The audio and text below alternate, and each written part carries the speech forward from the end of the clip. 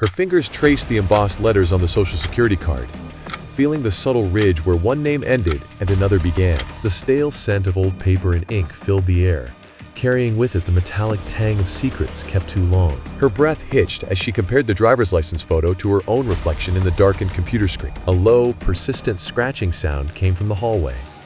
Not like an animal, but like fingernails dragging slowly across drywall. The damp chill of the room seeped through her clothes, making the hairs on her arms stand rigid against the fabric. Every document in the file told the same impossible story.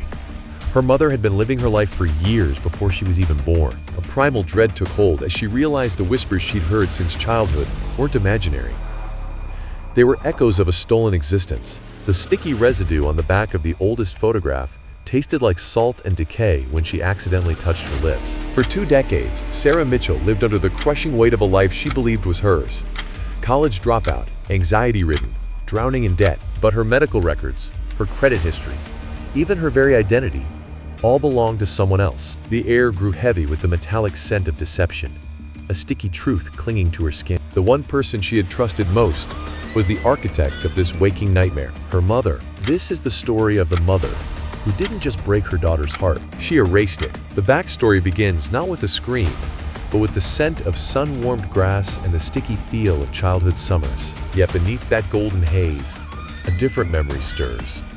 The ozone tang of a coming storm and the damp chill of a basement door left ajar. In a quiet Austin suburb, young Sarah Mitchell appeared to have a normal childhood. Her mother, Diane, a single parent working as a secretary at a small law firm, provided what seemed like a stable home. Home video footage shows a genuine moment.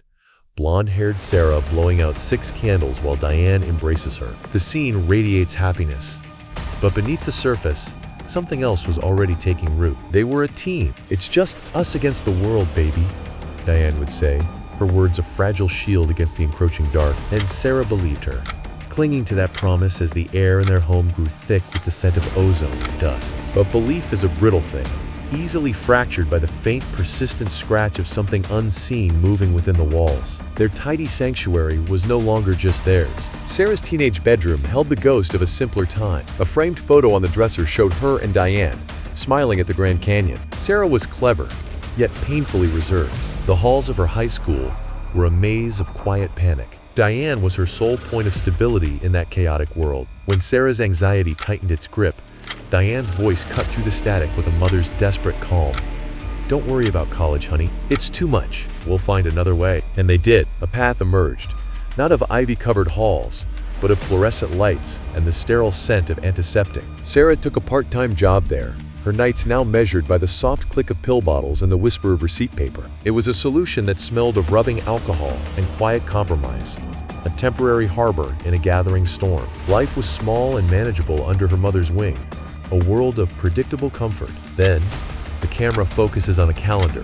As years begin to flit by, a faint scent of ozone and old paper fills the air. The rapid passage of time feels unnervingly sticky, like something clinging. Sarah, now in her late 20s, wears the weary expression and supermarket uniform of someone trapped in amber. While her friends advanced to campuses, careers, families, Sarah remained fixed in place. Each attempt to escape was met with sabotage. A car that seized before a crucial interview, an apartment application that simply vanished into the ether. "It's for the best," Diane would soothe, her voice a velvet cage. "The world is a harsh place. I'm protecting you." Sarah's reality became a quiet, comfortable prison.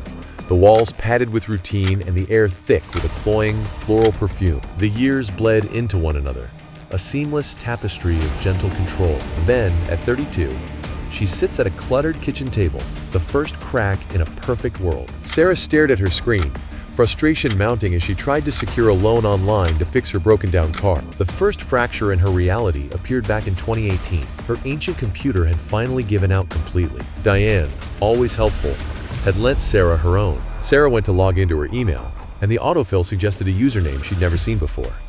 sarah.mitchell_82@gmail.com. A subtle, unsettling synth tone hummed in the background as she stared at the screen. Her birth year was 1986, making the 82 suffix an impossibility. Not a typo, but an anomaly. The air in the room grew heavy, carrying the faint metallic scent of ozone as the implications settled in her mind. But curiosity, that dormant muscle twitched awake. Later, while searching for a recipe, her fingers brushed against a hidden folder labeled Taxes. Inside lay a single PDF, a FAFSA form for college financial aid. In the student section, the name stared back at her. Sarah Mitchell. Sarah stared at the document, her social security number printed under her own name. But the date of birth was wrong. 1982, not hers. Below, in the parent section, the name Diane Mitchell was typed in crisp black ink, a name she had never heard before. The air in the room grew thick with the scent of old paper and something faintly metallic, like dried blood on forgotten files. Her breath hitched as she realized this wasn't just a mistake. It was a piece of a past that wasn't hers. Yet here it was, claiming her. Confusion gave way to a creeping, cold dread. Sarah felt the world lurch, reality sliding sideways. That night, she confronted Diane. The air was thick with the scent of stale coffee and something metallic, like old pennies. Diane remained with her back to the camera, her hands submerged in the soapy water as she scrubbed a plate. Sarah's voice, thin and brittle, cut through the domestic hum. "Mom, why is my birth year listed as 1982 on this old form?" Diane didn't turn, her reply smooth and dismissive. "That old thing? Just a clerical error from the community college I looked into. You know how incompetent they can be." But the seed was planted. A tiny crack had formed in the foundation of Sarah's reality, and through it, a cold, whispering doubt began to seep in. Sarah began to dig deeper, her fingers trembling as she dialed the Social Security Administration. Feigning forgetfulness, she listened as a polite voice confirmed her Social Security number. Then the voice spoke the attached name, Sarah L. Mitchell, and the air in the room grew thick. That middle initial, L, was one she had never used, not in her entire life. Then came the doctor's visit. A new physician reviewed her history, his voice flat as he scrolled. He said, "I see here you were treated for gestational diabetes in 2005. Sarah, then 19, froze. She'd never been pregnant. The file was thick, with dental records from a state she'd never visited, and prescriptions for antidepressants she'd never taken. Each document felt slick and cold to the touch, smelling faintly of ozone and old paper. The truth was a puzzle, where every piece whispered a different lie. Her breath hitched as she realized someone had meticulously built a life she never lived. Her driver's license was a duplicate,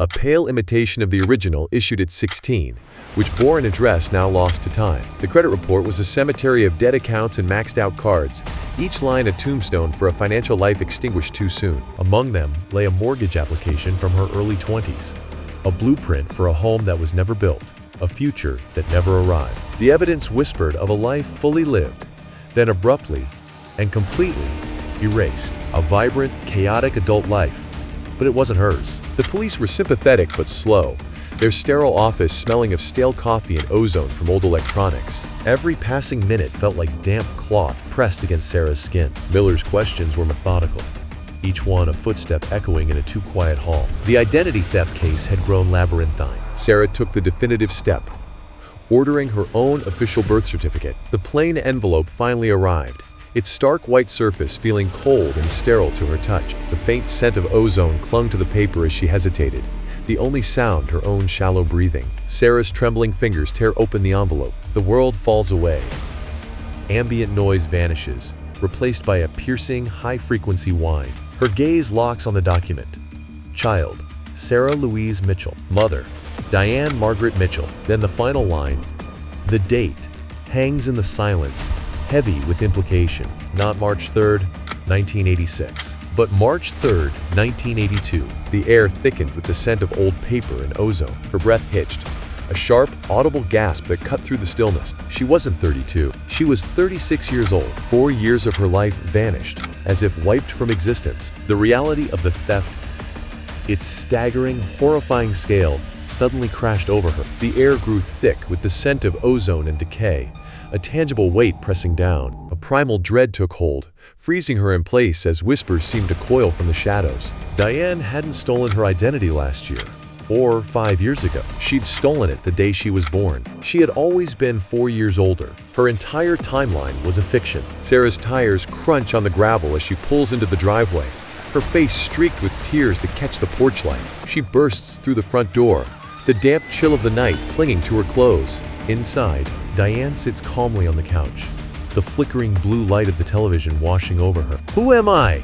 Sarah screams, her voice raw, thrusting the document forward. Diane turns slowly. Her face shows no shock, only a quiet, unsettling recognition. The words fell from his lips, heavy with resignation, almost with relief. "You're my daughter." Sarah's response was a raw, guttural fracture in the damp air. "I was supposed to graduate in 2004. I could have had a career, a family." Sarah's voice trembled, the air thick with the scent of ozone and rot. "You made me a ghost." Diane's reply was unnervingly calm, her words carrying a sticky chill. "I saved you. The world out there, it breaks beautiful things." A damp, metallic odor filled the space as she continued. "I made you safe. I gave you a life without pain." Sarah's response was a raw whisper, her breath hitching. "You gave me your version of a life." Sarah's voice trembled with betrayal as she confronted her sister.